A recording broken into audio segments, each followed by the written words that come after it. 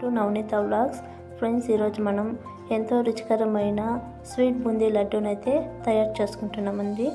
ముందుగా first time నా channel కనుక చూస్తున్నట్లయితే ప్లీజ్ లైక్ చేయండి, షేర్ చేయండి, సబ్స్క్రైబ్ చేసుకోండి. ఈ వీడియో ఎక్కడ స్కిప్ చేయకుండా చివరి వరకు అయితే చూడండి.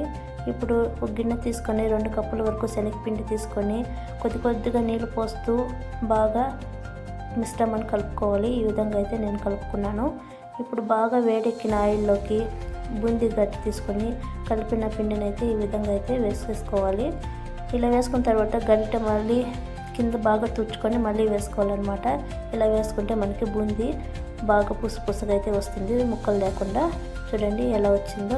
దీని ఒక 5 నిమిషాల పాటు అటు ఇటు తిప్పి మెత్తగా ఉన్నట్లుగానే మనము బూందీ అనేది ఫ్రై చేసి తీసుకోవాలి. ఈ విధంగా ఇప్పుడు 2 కప్పుల వరకు పంచదార వేసుకొని 1/2 కప్పు వాటర్ పోసుకొని పంచదారని బాగా కరగనిచ్చి లేత తీగ పాకం వచ్చేంత వరకు అయితే మనము పాకాన్ని అయితే ప్రిపేర్ చేసుకోవాలండి. ఈ విధంగా లేత పాకాన్ని అయితే తీసుకున్నాను. ఇప్పుడు స్టవ్ ఆఫ్ చేసి పాకాన్ని కాసేపు ఆరనివ్వాలి. దీనిలోకి యాలకులు అలాగే కాల్చి పెట్టుకున్న బూందీని అయితే వేసుకొని బాగా మిక్స్ చేసుకోవాలి. అలాగే డ్రై ఫ్రూట్స్ని కూడా అందులోకి వేసేసుకొని మిశ్రమాన్ని బాగా కలుపుకుంటే మనకి టేస్ట్ అనేది పర్ఫెక్ట్గా వస్తుంది.